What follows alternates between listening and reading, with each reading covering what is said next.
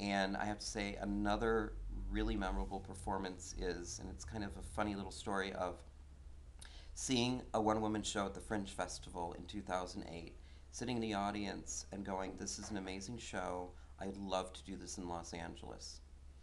A couple months later, a friend of mine was coming over to visit, a Scottish friend, and said, "Do you mind if I bring my friend Rachel who's visiting?" And I said, "Oh, yeah, that's great. Bring her on over."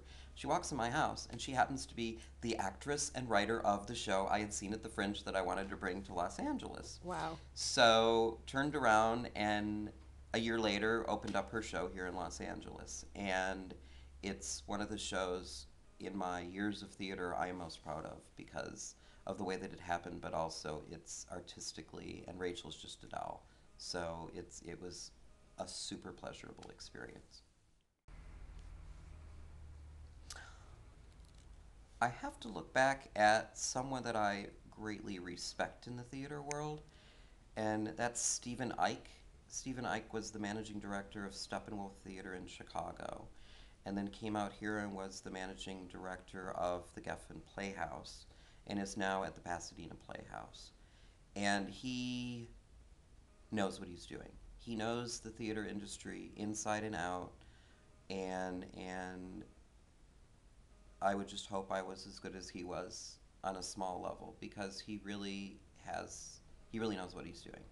He's the consummate theater professional in the management side of it. And a lot of times what happens is the management side ends up being secondary to the acting side and the performances. And so it's important to recognize those people. And I have to say there's a second person, which is John Schneider from Theater X in Milwaukee. He is an amazing theater professional and doesn't ask for anything back. So he writes, he's produced, he's acted in, he teaches theater, but he doesn't ask for glory and accolades, and half the time doesn't even ask for royalties on plays he's written. And he gives back to the community with everything he can. So he is working, for instance, now he is working on a project with a inner city community center to get the kids off the streets into theater productions. And this is a guy that practically takes the bus there because every cent he has goes to doing things like that. Mm. And so that's taking theater to using it as also a benefit for the community as opposed to a benefit for the actor. Theater has to be kept alive, and the reason for that is people text each other, people email each other, people Facebook each other. They sit in a dark movie theater, they sit in front of their television. And people need to be out amongst each other, but they also need to be seeing an actual person physically in front of them doing the work. That personal connection. And in our society, we're getting so insular and it's so easy to text somebody than to actually talk to them at this point. So people don't even talk to each other on the phone much anymore. They text, or they don't call each other up to wish them a happy birthday. They send them birthday wishes on Facebook. And so that personal connection that you get in the theater, I think, is invaluable, and it's something that's going to will assist in keeping our society strong in personal relationships and personal connections.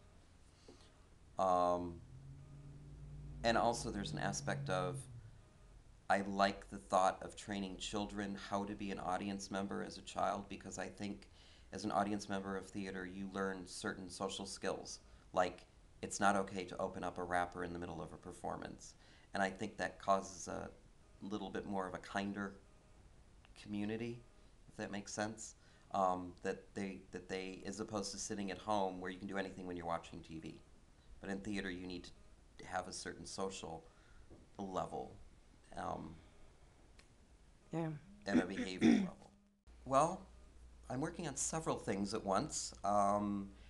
We're working on our tour of a show called Charlatan, which is going to be opening at the Edinburgh Fringe Festival this August. And then we will be going to the York Theatre Royal in York, England, and then moving from there into London, England, which I'm very excited about. This will be my first time producing a show in London. And it was one of my little dreams coming from seeing David McCullum on the stage as a little kid to going, wow, and here I am I'm going to be producing theater in London, so that's exciting. And also, we're going to be opening a show called The Divine Teat here in May, which is an original one-person show. It's an actor from Denmark named Thomas Christensen, and it's based on a life coach, and you basically come into his seminar, and you take his seminar, and it's very, very funny. It's funny theater. And the last thing I'm currently working on is a tour of Ireland for the show we did here called The Crossing. Having a tour through the small theaters through Ireland, ending up in Dublin. I wish the LA theater companies worked together. For instance, for productions, everyone is trying to figure out where to find an oriental carpet. This is just an example. Somebody's doing a production, they need to find an oriental carpet. There's a theater company across town that just closed a production with an oriental carpet. But yet, this theater in North Hollywood is out there trying to find and spending money on this oriental carpet when this theater on the West Side just is trying to figure out how to get rid of it and donate it to the Goodwill. And there's been different venues of Big Cheap and Bitter Lemons and things like that that have been trying to do this, and I really applaud them for trying to do this because I think it is so incredibly necessary that for sharing resources and sharing what we need, we can do a better product for the community. We can not spend as much money. We can really lower the stress on ourselves because having to find all those aspects and things for your production takes so much time away, where if you can just contact your main board and say, I need an oriental rug, and have somebody say, our show's closing in 2 weeks, do you want to come over and look at it? We had something in Milwaukee which was a sort of like a master props warehouse where we kept things, and we all donated to it, and we would just go there, and that's where we would get our items, and it worked out brilliantly. I do applaud the folks from Footlights because they did do that. What they did was saw that all these small theaters were having to make their own programs, and they also weren't at a professional quality level. Where if you look at theaters in Chicago or Milwaukee or New York, your theater companies come together and you do your playbill, and you have your playbill, and you're part of that, and it's got a uniform look, it's classy, it's professional.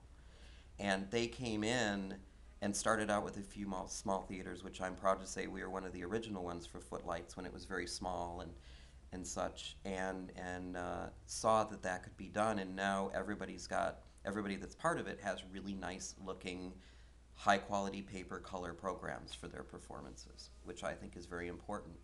And also things like that is what helps elevate small theaters in LA to a point where they're taken seriously, as opposed to people saying, I'm not going to go see another bad production at a small theater in LA. Don't do it expecting thanks, and when you get it, be gracious, because you're not necessarily going to get it. And if you're doing it because of that, you're doing the wrong thing. You need to do it for what's inside you and what drives you, as opposed to any accolades or anything you're going to get. And know that you're getting them would be the other part of advice. Because even though people aren't saying, I am so incredibly grateful for what you're doing, they might not voice it, but they're feeling it. Mm-hmm. And it's very hard producing small theater because you're not getting paid, but you're spending hours and hours and hours of work time doing this. And for me, it's when I'm sitting in the audience and I'm watching that performance going, I go, I did this. And that's what all you should really need and expect.